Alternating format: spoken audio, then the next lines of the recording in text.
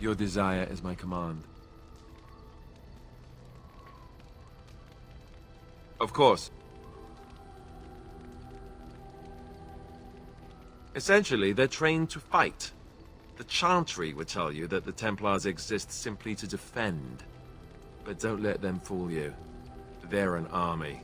The other main purpose for a Templar is, of course, to hunt mages. To that end, we train in talents that drain mana and disrupt spells. No, I never actually became a full Templar. Duncan recruited me before I took my vows. I was only present during one harrowing. That was all I needed, too. I don't know how anyone could get through that.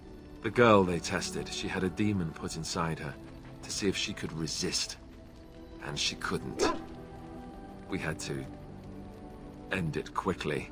I have to say I didn't have much interest in becoming a Templar after that.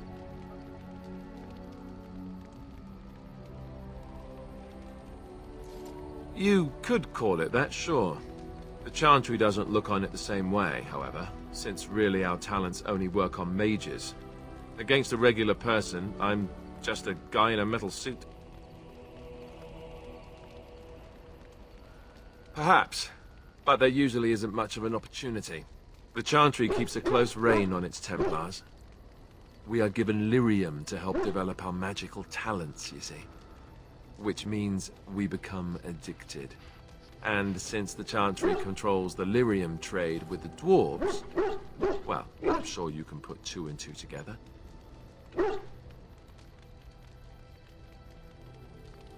Well, they do it, and they feel perfectly justified.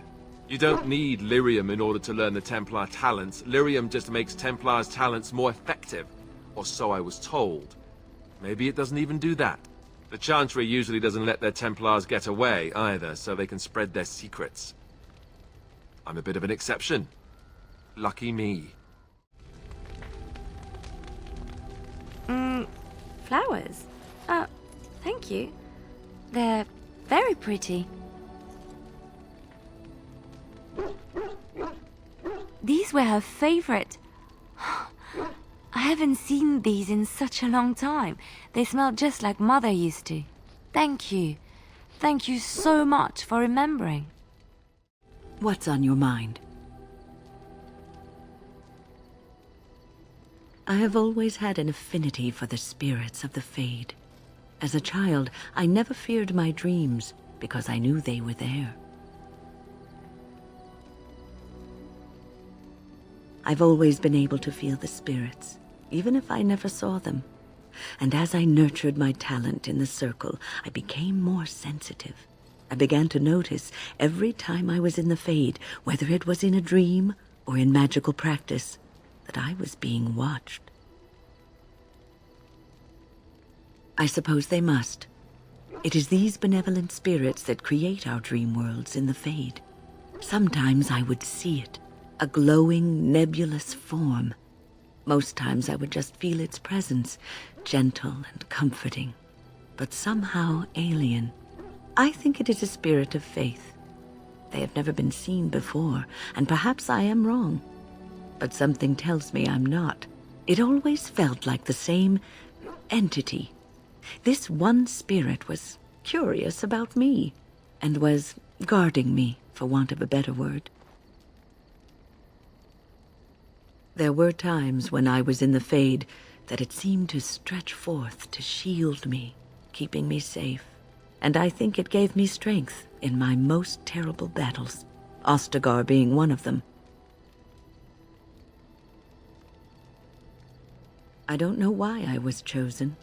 Perhaps it knew that there was something more that lay in store for me. I like to think that I was given a rare chance, and I'm going to make the best of the time so generously given to me.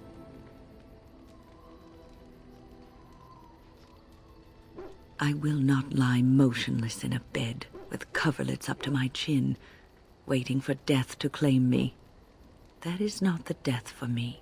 And so I will fight alongside the Grey Warden, and help prepare him for the task that is yet before him. So you had better listen to me.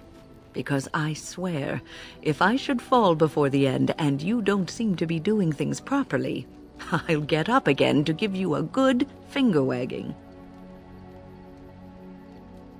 You know, I think you'll be all right, even without my help. I've a question, if I may. Well, here's the thing. I swore an oath to serve you, yes? And I understand the quest you're on, and this is all very fine and well. My question pertains to what you intend to do with me once this business is over with, as a point of curiosity. Oh, what's this? I get ravished once all is said and done? What a dirty little mind you have, my friend. I'm impressed. But you're also distracting me from the point. I said I would serve until you released me.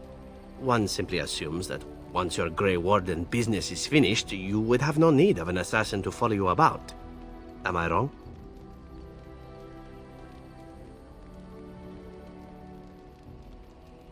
Could I? And what if I didn't wish to leave?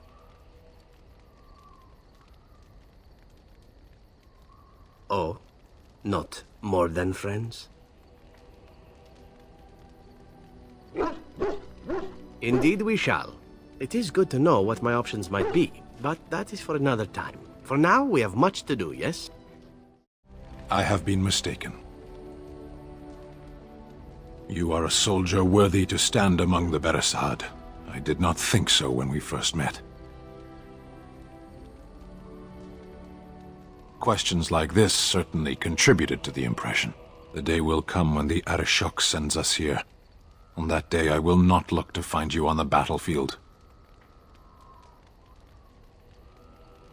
There is no point in dwelling on it. We should move on. As you wish. I await your command. At times, perhaps. A world full of people and buildings and things was all very foreign to me. If I wished companionship, I ran with the wolves and flew with the birds. If I spoke, 'twas to the trees. Don't be foolish. I recall the first time I crept beyond the edge of the wilds. I did so in animal form, remaining in the shadows and watching these strange townsfolk from afar. I happened upon a noblewoman by her carriage, adorned in sparkling garments, the likes of which I had never before seen. I was dazzled. This, to me, seemed what true wealth and beauty must be. I snuck up behind her and stole a hand mirror from the carriage. 'Twas encrusted in gold and crystalline gemstones, and I hugged it to my chest with delight as I sped back to the wilds. Flemeth was furious with me. I was a child and had not yet come into my full power, and I had risked discovery for the sake of a pretty bauble. To teach me a lesson, Flemeth took the mirror and smashed it upon the ground. I was heartbroken. And a foolish one. Flemeth was right to break me of my fascination. Beauty and love are fleeting and have no meaning. Survival has meaning. Power has meaning. Without those lessons, I would not be here today, as difficult as they might have been. Do I not? I am still an apostate mage, even if I have left the wilds. The Darkspawn are yet undefeated. No, there is much that remains. To return to your original question, perhaps my time in the wilds was indeed lonely, but such was how it had to be. I find myself at times wondering what might have become of the girl with the beautiful golden mirror, but such fantasies have no place amidst reality. I see it found some augmentation crystals. I was not even aware it knew about them. Well done. So, what does it think? They don't make me look any wider, do they? I find I'm already too wide as it is. It must be the vertical pattern it put them in. Did it know to do that? It must have. I think it should find some more as soon as possible. I want to glitter from ear to ear, so to speak. So, let me ask you something. A personal question. I'm wondering about, well, about Zevran, really. It seems like the two of you have become quite friendly. No, I'm not jealous. I'm just curious. Maybe it's inappropriate of me to ask, but what are your intentions towards him? Is it very serious? If you'll tell me that.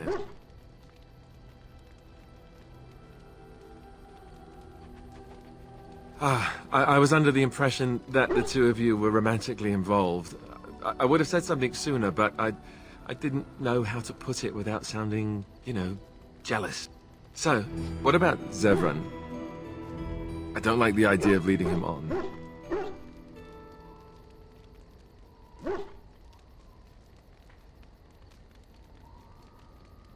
Thank you. I am a lucky man, don't I know it? Now, let's get back to what we were up to before, lest I forget why we're here.